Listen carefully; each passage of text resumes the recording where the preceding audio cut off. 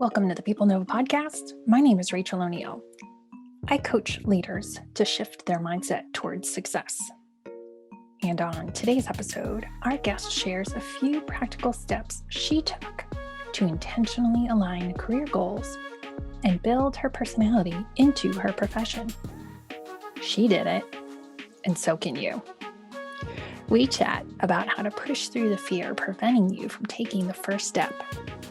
Spoiler alert, remember to surround yourself with supportive people that nourish your joy. Let's jump into the conversation with the extraordinary Nidhi Kumar. Welcome back to the PeopleNova Podcast. My name is Rachel O'Neill, and today I have a very special guest. Hey! Hi, everybody. Hi, Rachel. Thank you so much. My name is Nidhi Kumar, and I am so excited to be chatting with you today. Oh, thank you so much. Nidhi, our podcast is about the human side of business, which I was so excited to talk with you and have you on our podcast because you have such a fantastic journey with your career and your intentions. And I just thought it would be so fantastic for our listeners to hear. That's really flattering because sometimes when I'm in the moment, it doesn't feel as positive. So that's just great. But I'm glad you used the word intention because that is, how I try to sort of, that's sort of the approach I'm taking and the principle that I try to take my career journey by. So thank you for recognizing that. After law school, I did what everybody expected me to do. And that was sort of go to a law firm, like a, reputable law firm and do the corporate law thing. I'm not a confrontational person by nature. So I was more suited for sort of corporate work than litigation. And so I took the corporate route, quickly realized that my personality was not fitting in with the law firm environment. And I just wasn't being the best version of myself. I think I needed to be a different person. And so I left and I didn't have sort of anything lined up. I had no idea what I wanted to do with my career at that point. But one thing I had lost along the way in law school was my love for dance. It kind of had to put on pause because I was so busy at work and in law school, and I wanted to reclaim that joyful part of my life. So that was the first time I think I truly exercised intention where, okay, I'm going to leave a very comfortable salaried job at a law firm. Did your friends and family panic? Of course they did. My parents were like, what? You're like describing this all like nice and comfortable, but I'm like, oh my God. In hindsight, like 15 years later, like, yes, it sounds very deliberate and like organized, but in the moment it was like, the only thing I truly was intentional about was I want to reclaim those joyful parts of my life. And if this role or this job isn't allowing me to do those things in my life, then I don't like that. I'm not happy and I'm not being my best version.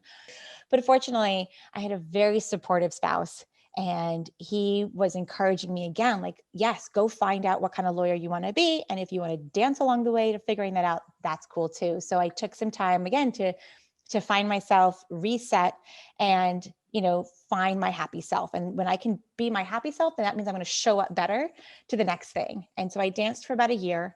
And lo and behold, I did find my next happy place. And that was at Partners Healthcare, where I joined the general counsel's office. I had applied for an attorney fellowship there and going through a pretty extensive interview process that lasted over several months.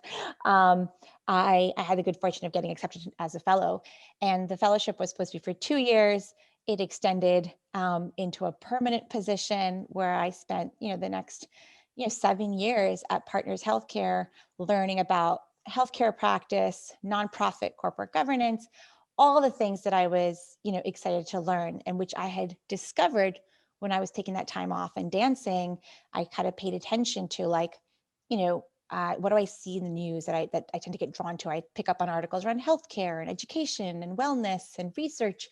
And so here I found myself in an academic medical center, kind of bringing all those things together, right? Research, learning, teaching, health and wellness, and just doing good in the world. And I was able to sort of, figure out lawyering in my own way, at my own pace, with the really nurturing group of people, like talented attorneys at Partners Healthcare, but who also kind of gave me room to kind of find my own way of communicating with, clients and finding my own way of sort of advising business groups. And that was really good for me. I just want to pause and say, Yeah. thank you for considering lawyers nurturing, because there's too many jokes that lawyers are not nurturing. So okay, pause, No. Oh my everyone. gosh. If you find the right group of lawyers, we're really fun loving, giving people. And I hate to toot our own horns, but most of us tend to be really, really sharp and witty. And so I was able to work with really clever attorneys who were at sort of the height of their practice, and I could, they modeled good behavior for me, and I learned from that. And what was also different was just the nature of the healthcare system that I was in. There was, it was a teaching culture. It was an academic medical institution, right? So everyone there naturally just were teachers, right? And they wanted to give of themselves, and they had the mind space and the willingness to kind of share insights and coach and take walks with me and say hey, how are you doing? What are you struggling with? Or what are you finding challenging? And that showed me again, this willingness to engage with me as a person, and not just sort of a worker bee in the office. They took the time to coach me and give me feedback. I had a really giving manager who took the time to get to know me as a person and help me sort of build my personality into my lawyering. That was really important to me. And, we've talked a little bit about empathy. I mean, that's where I first got my first sense of this is a really important element of leadership, right? To kind of model that empathy, model that intentionality and thoughtfulness to people who are junior to you. And that's sort of what I started to look up to and admire. Yes, that's the kind of lawyer I want to be. That's the kind of leader I want to be when I kind of grow up and when I become more senior. Great. And in doing that, I started thinking about opportunities at smaller companies. I was I was getting on pretty senior as a lawyer at Partners. And I was let me take that to another company, which is a little bit smaller, and maybe I can have that kind of impact on other business folks and on other colleagues. And so I started networking, and then I met the founders at Drizzly, and very opposite from healthcare. BevAlc is not necessarily about health and wellness. You really have to kind of connect a lot of dots to kind of make that bridge. But for me, the opportunity was wonderful because then I got to be sort of on the leadership team, modeling that empathy and that thoughtfulness. And I hope I did. I'd like to think I did. And one of my colleagues in particular on the exec team was our head of people. And I want to give her a shout out, Gabriella McManus. She really helped me elevate my leadership game. She taught me all about sort of, again, intention and showing up every day, being the best, your best self, and always looking for those opportunities to sort of shine and influence in a positive way. And I learned all that while I was at Drizzly as well. So I was there for a couple of years, and I've wound that up, and now I'm looking for my next role. That is awesome. I love the intentionality. I have a question about the empathy piece of it. Does having empathy mean that you don't make mistakes? No, you make the more mistakes, I think the more authentic the experience. I think one thing I appreciated, and a lot of nuggets of advice, especially when I was at Partners Healthcare, was I would have senior attorneys make mistakes and just own it. They wouldn't try to kind of brush it aside or blame it on something else, right? It was oh, okay, my bad, let me do that again. Or, oh, my bad, I need to correct this, or I need to fix this. One of my colleagues, again, who was senior to me in her practice, I was telling her and confiding her, I had this sort of sense of imposter syndrome. I don't know. I've been given this big responsibility. I had just been appointed managing counsel for the international arm of Partners Healthcare. And I was I'm kind of nervous. I don't know if I know what I'm doing, but this is really exciting. I want to step up, I want to shine. I want to make this office look good. And she was just look, do your best and, just hope for the best. That's all you can do, is do your best and then hope for the best. and it'll be fine. And I was like, wait, is that all you have to say for me? Like, is there like an answer key? Is there a book that I can Wait a read? minute, where's the checklist? Hold on, I need 10 steps. Where's the checklist? And she's like, honestly, that's all we can ever do. And this woman was somebody who I thought had everything put together. Like, she had her stuff put together and never seemed like she made mistakes. And I just flat out asked her, I was like, have you ever made a mistake though? Like, what happens if I mess up? And she's like, then you fix it. And that's what the rest of us are here for, to help each other out. And I was like, oh, is it really that easy? and she's like, it's not easy, but she's like, I'm not going to say ignore your mistakes. She's like, you're definitely going to make mistakes. I make mistakes. And in that moment, when she said, I make mistakes, I was like, oh, so you're human. Like, you get this, and I don't have to kind of emulate perfection. And she's like, no. And I think just that safety of being able to ask her, and her allowing me to kind of pierce that sort of like, perfect, porcelain vase, that, she had some cracks in her vase too. So I was like, oh, this is very validating and encouraging. And I thought that definitely made me a better lawyer, because I wasn't holding myself up to some unrealistic standard. Yeah. Oh my gosh, this is wonderful. So, because we hear a lot these days about this perfection, aspiration and imposter syndrome. How do we create this safety for ourselves to make mistakes? How do we embody that in a work dynamic of like, hey, look, I'm human, you're human, right? Yeah. How do we engender that? I was going to ask you that question. I was like hoping you have an answer. I think a lot of the articles I tend to click on LinkedIn, on my LinkedIn feed, have to do with this very question of, how do I get over this? How do I get over this deep-seated insecurity of like feeling like I'm not good enough, or I'm going to make a mistake and I'm going to get called out on it? And when are people going to like figure out that this girl doesn't have all the answers, and sometimes, is just buying time so she can go quickly study the answer? Yeah, great question. I'll get back to you. Yeah, no. And my favorite go-to illustration for this, in Cars 3, there's a scene where Cruz Ramirez, who's sort of a next generation car racer, and you can presume that, she's of a minority background in the racing world. And then you have Lightning McQueen, who's voiced over by Owen Wilson. So you can kind of imagine this sort of like probably like majority player race car who kind of just exudes confidence and victory. And you've got this sort of insecure, kind of vulnerable moment for Cruz Ramirez, kind of just asking him, saying, how did you know you could do it? And Lightning McQueen says back, and again, like, picture Owen Wilson's like voice in your head is just like, I don't know, I just never thought that I couldn't, and you see this look on kudos to the animators, because you see this look on Cruz Ramirez's face. It's like, what does that even feel like? And that is what I feel like probably every day when I see a colleague who's usually a guy, right? And who's usually sort of, identifies as white. And they just come with this confidence, like, I'll do it. I'll figure it out. Have you ever done this before? No, but how hard could it be? I admire that attitude. And I'm just like, oh, what's that like to not even doubt that you won't be able to figure it out?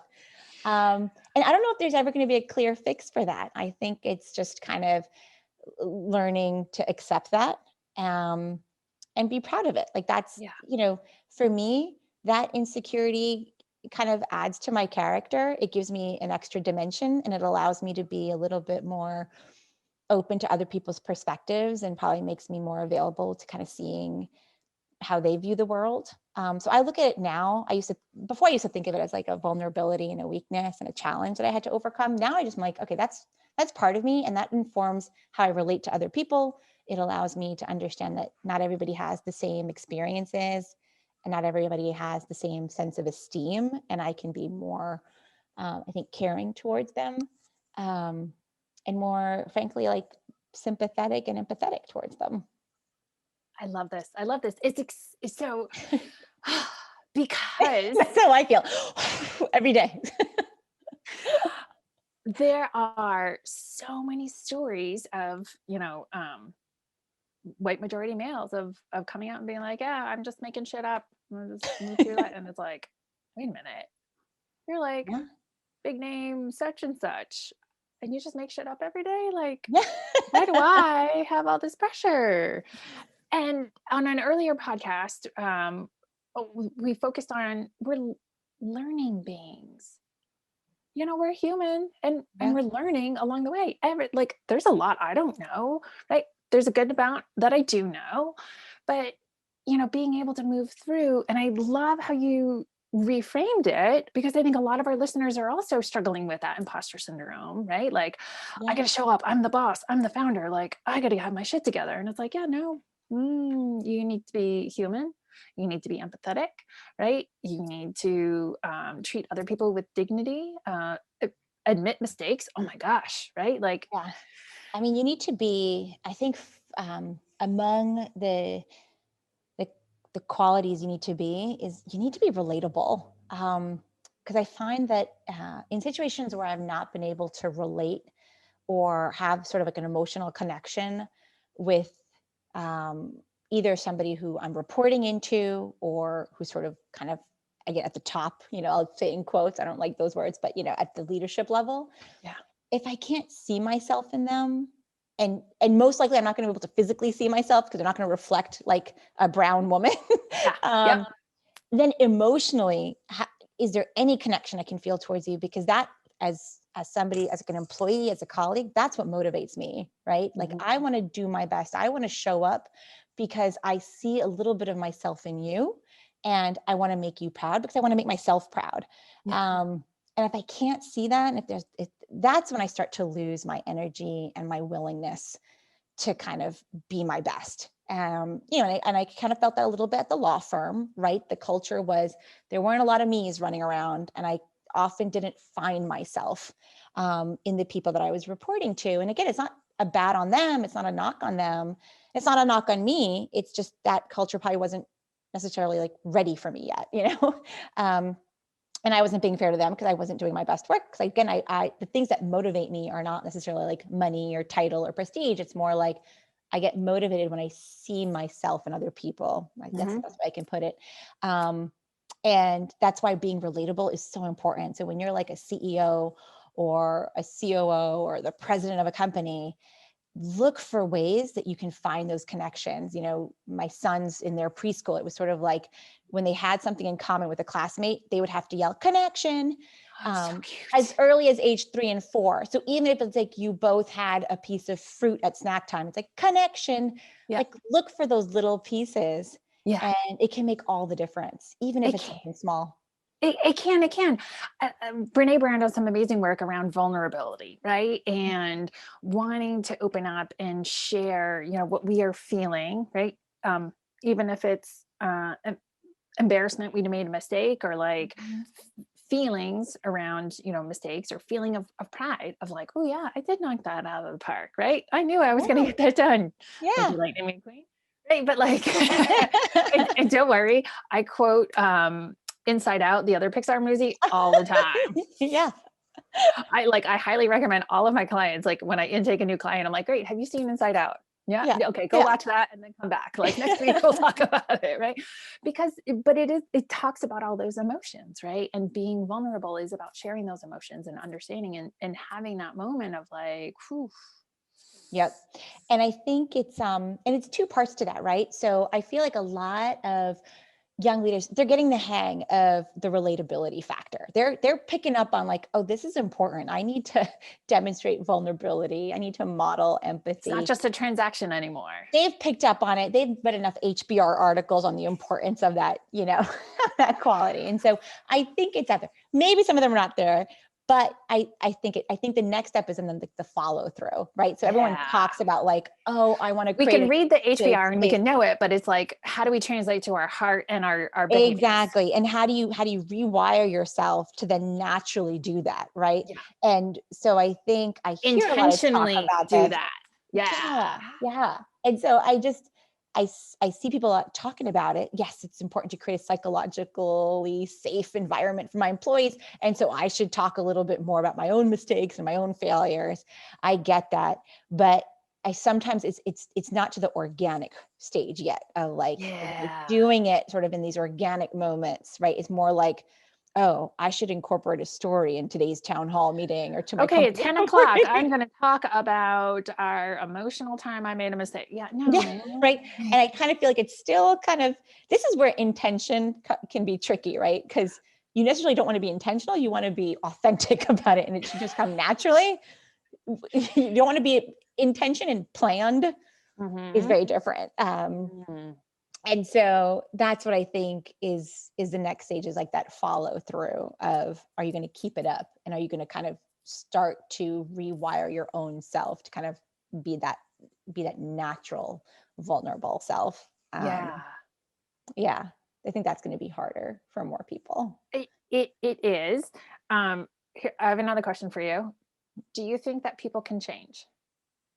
Yes, I do. So do I. Yeah. And yeah, I don't know if I'm right, but I have to believe it. Otherwise, then I'll be very sad. But I don't know if you've ever noticed this about yourself. Have you ever kind of gone through sort of like a timed experiment and kind of measured yourself at the start of the experiment and the end? Like, I don't know if you've taken like 6 months in your life to see whether you can change like one way of thinking about something. I don't know if you've.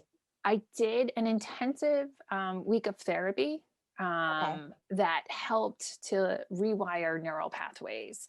So it wasn't like a 6-month like program. It was like a super focused, and then here's all the practices, and choose, be intentional, right? Like you can choose to like keep going, or you can choose to like slide back into your old habits and patterns, right? Yep. So I'm going to answer. Sorry, I had to think through it. Yes, I have. Okay. All right. So then you can speak more confidently and say, yes, people can change. And I think my most recent, again, like intentional experiment with this is like, can I really change? Because, so my most recent example was like, have you ever heard of this thing called Noom? No. So Noom is this like health and wellness app, and it helps people. It's not like a weight loss app, but it's kind of like, change your relationship with food type thing. And it uses sort of kind of like a cognitive behavioral therapy thing on sort of like, love it, your relationship with food. And then it results usually in weight loss or like in weight management. And I did it, and they have these, little strategies of changing the way you think about food, or at least it did for me. Right. And, why am I cracking open a can of soda around 3:00 every day? And they send you these like very friendly, short and sweet articles reminding you of there are certain things that we tend to kind of default to out of habit, or, again, to cope with stress or any of that. And so for the next, 5 days, try not opening a can of soda and go for a walk instead, or drink a can of Coke instead. And so you can rewire your pathways, and and that'll lead you to make different choices, healthier choices for yourself. And what I liked about Noom was it was applicable to everything in your life, right? So I often tend to default, before this experiment, I tended to kind of see the negative in everything. So if people made a comment to me, or if people didn't respond to an email that I sent right away, my default was always to be like, they don't like me, or they're avoiding me, or they're mad at me. But what I learned this summer, again, with these sort of cognitive tricks, was let's reframe that. Let's try another way to look at this and frame this. Maybe they're busy and they haven't checked their email, or maybe they're having a really bad day and you're the first person who emailed them after the bad thing happened, and they're taking it out on you. There's so many ways you can look at a certain incident, and how are you going to choose to look at that incident? And that's why I do believe that people can do it. And I'm a pretty obstinate person, and I'm also really skeptical. Oh man, I'm Irish. We're stubborn as all get out. Yeah. So if I can start changing my neural pathways, I think other people can. And I definitely think leaders can. Yeah. It totally. So that reminds me of like, why didn't they respond? My sister texted me out of the blue yesterday and I forgot to reply. And it was like 10 o'clock at night and I'm going to bed. And I was like, oh, I'm like, sorry, I forgot, but like here, right? I'm like, oh, please don't. And going to, I think leaders and managers can be really helpful to junior folks and contributors on their team to kind of give them that, I guess, assurance ahead of time, being like, hey, by the way, like if I ever sound snippy on an email to you, like it's not you. It's, I tend to do that when I'm having a bad day. Like have those transparent conversations with your teammates to just set the stage. And then they don't have to sit there and like be sitting on the couch at night being like, oh my God, does my boss hate me? Oh my God, does my manager, did he and that death spiral happens and you're like, oh my God, oh my God, oh my God, oh my God. Spiraling, and God forbid you have like a roommate or spouse that you're going to kind of then like vomit on and like feel like, what did I do? Can you read this email? Like, what do you think Yes. And it's unfair to them also. And totally. So there were so many times where I would have just wanted my manager to be like, no, that wasn't you, that was me. Or even ahead of time being like, oh yeah, whenever you get an email like this from me, just stay away for 24 hours and don't even think anything about it. So that's one specific, a minute ago, you're like, Rachel, I was going to ask you that same question, right? Like that's actually one specific thing that I do with all of my clients is we help write those things down about themselves. So they have that self-awareness, right? Yeah. And then they can share that with their team and be like, hey, if you see this, like, that's what that means. It's not you, it's me, right? Yeah. And just so you know, like I'm a morning person, which means I really like to through stuff, but I take my appointments or like my meetings or like I want the unstructured time in the afternoon, right? So like that's just who I am. That's how I show up, right? There's no judgment to that, right? Yeah. Well, I mean, one thing that I appreciated was the opportunity to do the Real Colors workshop. I don't know if you've ever heard of. No, I love assessments. It's an occupational hazard. Look it up. Real Colors. I liked it so much. I remember the day we did it. It was at Drizzly when we did it. It was like a Friday afternoon. We did a workshop. It was about, I don't even say like 3 to 4 hours. And that night I was meeting some girlfriends for dinner and I had my materials with me. Yeah. And I was the last one to share show it with up. They're like, oh, so you got held up at work. I was like, oh my gosh, I just came out of this workshop and I pulled my cards out of my backpack. And they're like, we're not here to do that. And I was like, no, we're doing this. And it was still fresh in my mind. So I kind of remembered how Gabriella, who had facilitated the whole thing, who was the head of people at Drizzly, I remembered how she kind of like walked us through the exercises. And I was like, it's still fresh in my head. We're doing this. Yeah. And we're going to optimize performance as our friends group. Because if this is going to help me with my dynamics at work, then I want to bring it into my personal life too. And I had my girlfriends and I do, and we all had so much fun. The rest of the dinner table conversation was, for the rest of the evening, we were just talking about like, you're so blue. And yes, I remember that time when you acted so orange. And, we had like a little conflict. And it was so enlightening. And what I find that these assessments do, it's not just about Real Colors, but anytime you do one of these like assessments, it gives you a vocabulary and like labels. And I know our culture is shifting away from labels, but it's so helpful to organize the world. And it does kind of, again, it facilitates maybe sometimes unfair shortcuts, but labels are so helpful to facilitate conversation sometimes. And so to have nomenclature and like things to call what it is, like a behavior or a reaction or an emotion. Me and my friends have found it so helpful to be like, oh, you're being so blue right now, right? And it's not meant to be a criticism or it's not meant to be demeaning. It's really meant to be like, this is such a helpful language to use with each other. Yeah. And it's said with care, right? And anyways, check out Real Colors workshop, but it really helped. At Drizzly, we had like our little name tags with our stickers of what colors we were. Yeah. So, and the idea was when you approach someone and you see the colors that are on their name tag, you could prepare yourself to be like, okay, this is a person who likes to talk about her weekend before jumping into work, right? I don't like showing up to a meeting and being like, okay, here's the agenda. we have 5 minutes, let's get out of here. Right. Like, Let's get down to business. we have 10 minutes scheduled, but I think we can get out of here in 5. Like, no, it's Monday morning. I had a great weekend with my kids. I want to spend 5 minutes talking about my kids. Yeah. I don't want to jump into the agenda, and I don't want to try to get out of here in less time than scheduled. I want to use our whole scheduled time. But likewise, I can tell someone, like, if they're a, green person who likes kind of schedule and promptness and timeliness, I can be respectful of the fact that, okay, they don't like to kind of chit chat for too long. They just want to get right down to business. And so I think it goes both ways. Yeah. I like to, assessments are occupational hazards, right? I've taken a lot of them, not all of them. Clearly I don't know about this one, but we'll put links in the show notes. So if our listeners are curious and they want to do their own self-assessment, sure thing. Yeah. But I like it because it also talks about self-awareness, right? So shifting a little bit off of the labels and really the self-awareness, but then also it's the communication back to the other people, right? So I love the name tags. I don't know how we do it on Zoom, but like identifying like, oh yeah, Rachel's a green or a blue or the other colors, right? I tell everyone that interacts with me, I'm a processor.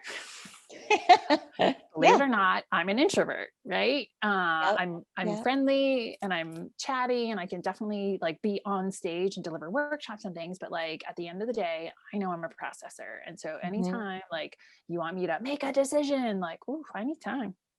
Yep. I don't know how much time, but like I know I need time. One of the things that is fascinating me right now, and this touches back on your Lightning McQueen story, which I think is totally on point, right? This is like, you're so going to use that now. I'm going to put it on my movie list this weekend. I'm totally going to watch it's a must see. I might binge all 3, right? Just so I get the whole storyline. This is what we do. But I think there is a stereotype of toxic masculinity of like, this is, or just masculine stereotypes of this is how we need to show up. You shut down emotion, like you don't talk about feelings. And like, I think it's a disservice to men because we expect them to be like brave and be the breadwinners and like suck it up and be a man. And I'm consuming all of the podcasts and media right now. One of my favorite people on this is Ashanti Branch. I would love to get him on my podcast because he works with youth and he has this group or practice called taking off the mask, right? Like, what do you show people on the outside, but like, what are you feeling on the inside, right? What is that mask that like protects you? And at some point in our, I don't know, adolescence, in our social emotional learning, ooh, there's a phrase, an earlier guest, right? We like shut that down and we don't talk about our feelings. We don't talk about like how our energy levels, right? And that self-awareness of what do I need in this moment to be grounded, to be present, to be comfortable, well fed, right? Like, and I think a lot of it is how do I communicate that to the people who are around me, not in a like shut them out kind of a way, but like I'm feeling different right now. And like, I know you want me to, attend this or go talk to this client or like solve this thing, but like, right now I'm not there.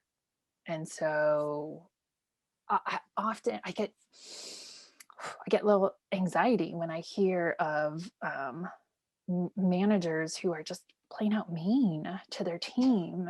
Yeah. And I'm like, okay, that person has, something going on with them, right? That they're now cascading to other people. And it's like, I think it is this masculine stereotype or gender. Maybe I should broaden it and say gender stereotypes. Women are supposed to be this way, men are supposed to be this way. And as long as everyone shows up, right, which is super binary and not helpful to the trans people or the people who don't identify with their gender at birth, like not helpful. And I think we can all benefit, right?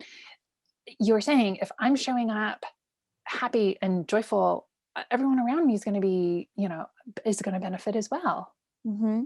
Yeah. How is that taking away from someone else's experience in life? I don't think it is. Yep.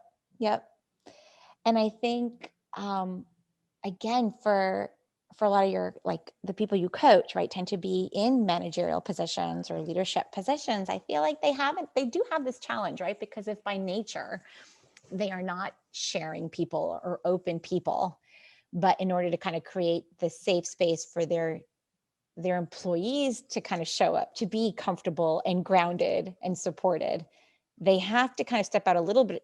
I think they have to be uncomfortable for the sake of other people's comfort, if that makes sense, right? So they may have to kind of do something that they're uncomfortable with for the greater good, right? And then over time, hopefully they'll change and they'll find value in opening themselves up a little bit. Yeah. And again, like they can always just say like, well, my personality is that I'm not a sharer. I don't like talking about myself. Well, either find another way then to create safety, which is going to be difficult for people to come to you, being what they feel most comfortable with, which is going to be hard. You're not going to find another way, or you have to kind of, you have to do what's uncomfortable for you. I think for a little bit, but and it's get used to every share. It's moving through the uncomfortable, right? Like Emmanuel Acho does these amazing videos right now called Uncomfortable Conversations with a Black Man. I absolutely love them. He's done a couple YouTube series, and it's about him talking about racism in America, which is all around, the racial equity movement that's happening in the States right now. And he says, being uncomfortable at first, like, yeah, that's going to happen, but eventually it'll be comfortable. Right. Yeah.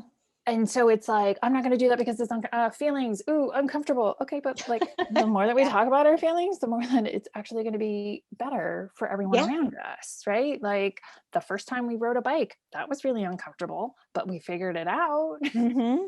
Yeah. No, I hear you. Like the first time you work out any new muscle, you're in pain for a couple of days, but that is growth. That feels like growth, and it feels like change. Oh, we can change. Humans can change. I love this full circle. But I think the point is, it is accessible. Like everyone can, at an individual level, we can make a change in our little ecosystem, right? We don't have to be like, blah, Simon Sinek's of the world, like, which is great. And like, yeah, sure, we can get some inspiration, but like, I'm not Simon. I'm not a white man who talks on stage, right? Like, I'm just me. And like, I have I have an ecosystem, right? And I have the people that I influence and the people who bring me energy and the people, that definitely drain my energy. And there's definitely sometimes I have to show up more than others. And then I like to say, protect my little cup, right? Like it is my cup of energy, is my cup of joy. And does that mean food helps to replenish me? Like, how do I nourish my body? How do I exercise my body? How do I help replenish my cup of joy so that I can show up when someone depletes my energy level? How can I increase, the conversations like this one that increase my energy level, right? Like simple everyday things that we don't need to be a scientist for, that I think are really impactful in making that neural pathway shift. Yeah. No, I totally agree with you. I hear you. One of the questions I love to ask all my audience, I'm not going to fill in your answer, but you mentioned it at the beginning of the episode. What is your favorite art? I would say any sort of performing art, like performing art. Right. In terms of like viewing and also doing, I would say dance. Yeah. I think that's where you were going with this, but yeah. You mentioned at the start and I'm like, oh, I'm not going to fill in the blank, but I think it's going to be dance. Yeah. In terms of art, art form, art medium, I enjoy practicing it and I enjoy watching it. And I enjoy daydreaming about it. I think for me, it's, again, like we're always looking for some sort of control in our world, right? Like, and having some sense of like ownership and organization and like this chaos that surrounds us. And for me, dance has always given me that, right? It's, you've got a set number of beats and you can sort of conform your body to kind of mix with those beats and match the rhythm. And when you're choreographing for several dancers, the way you can organize them into formations and into different positions, like to me, that kind of gave me a sense of like, yes, I am organizing the chaos that's on the floor before me, making it into something beautiful and rhythmic and enjoyable for watching, despite the macro environment kind of falling around me. So Are you also a choreographer? I am. Well, not a lot anymore, but yeah, I used to love choreographing, and every once in a while, right now, even just for our community, I'll get some little kids to dance, and I'll kind of show them how to do a dance or do a routine, and that's just so cheerful for me, because again, it gives me a sense of like I'm able to bring some sort of beauty and happiness in this world. Even if it's a community of like 50 people, but like, teaching these young kids how to listen to music and listen to the nuances of the different instruments. To me, that just it just cheers me up so much, because again, as a lawyer, there's so much stuff out of control. There's so much stuff I'll never be able to figure out. There are no answers for everything, but in music, there's always sense in that, right? You have a set number of beats, you have, it all kind of fits together in one measure. So I think that's for me what it is. What's yours? My favorite art is actually burning wood. Okay. I've never heard that. So it's a Japanese technique called shosugiban, and it was to protect the wood from salty sea air. It changes the wood, yet protects the wood at the same time. That is so cool. So many people think of flame as like fire, right? Wildfires, like, yes, definitely destructive, yep. But then it's also transformational, right? People can change. Flame transforms the wood into a protective, piece of art that you get to look at in your home every day. And so that's a little bit of my creativity and my outlet. Yep. Yeah. And is there really, truly something called like destruction? Or does destruction kind of just open the way for creation, right? And I'm getting all Hindu on you, but that's like Hindu philosophy is all about, you have destructive forces, but you also have creative forces, and sort of, it's like a circle, right? And so without destruction, you need both, you need balance, and without destruction, you're not going to get creation. So there you go. Like, yeah, full circle, right? Like, and in the startup world, like, we destroy one system in order to innovate and create a new system, right? How many times, instead of nobody writes checks anymore, we all Venmo stuff, right? Like, thank you. Yeah, we're kind of like lost track. Like, wait, where's the money now? Like, where's the real money? And I think even in terms of like a career journey or a leadership journey, it's sort of like, yes, you might get destroyed along the way, and you might have a lot of heartache and burns and bruises, but that you're going to come out on the other side, a more creative person, and probably a better leader for it. Yeah. I absolutely believe that every experience that happens to us is for a reason, right? Like, and it might suck while it's happening, but it's there for a reason. And those periods of suckiness can last for a very long time. We may not know it. We think of these like, we'd like to think that, like the unhappy moments are sort of like, kind of rare, and like the episodes are really like brief, but sometimes they can last really, really long. And so you have to keep reminding yourself, like, it's just an episode. It's just an episode. It's a really long, crappy one, but it's just an episode. Right. Yeah. Right. As long as I like that. And I'll also add the intentionality. It's not, you don't need to plan everything, but it's like having intention of, okay, this is sucking, but the intention is to find something that brings me more joy. And I recognize that some of us have that luxury and privilege to be able to do that, right? Like, this is not bringing me joy anymore. I'm going to leave and I'm going to go do something else. Yeah. I think for those who don't have that luxury, which is unfortunate, they can try to find intentionality in their current situation, right? And like, kind of, again, like, is there any way you can reframe your current situation to at least take something away from it that'll make you better off, right? So yes, you have a sucky manager. Yes, you have a sucky work environment maybe, but you know what? You're going to tell yourself like, oh my gosh, the next time I'm ever going to find like a role where I get to be manager, I'm not going to do what this manager is doing. Like, take any learning you can get from it, and make it so that you're going to better yourself, because eventually you will leave that situation and you'll be in a better situation, and you'll be in a situation to make it better for other people, and you won't repeat those mistakes that were done to you. So find hope in that, that can be your intentionality. Yes, absolutely. And I get really granular with some of my clients because they're like, oh, I don't want to be like so-and-so. And I'm like, great, what does your definition of success look like? Success is a really difficult thing to define. I mean, I think I'm still working on it. I think I've been working as a lawyer for 15 years. I'm still working on my definition. What does it mean to be a happy lawyer or a successful lawyer? And there's a lot of comparison that help cloud our judgment. And LinkedIn doesn't help. You get all this noise like, oh, is that what it means to be successful? To be featured in an article or to have lots of likes on a LinkedIn? Like, oh gosh, it's so distracting. The external validation versus the internal validation. Do I know what I need to protect my cup of joy? And if I do, great. That's all I need. Yep. Well, here's to finding all of our cups. Love it. Thank you so much. I really appreciate the time that you took to be on our podcast.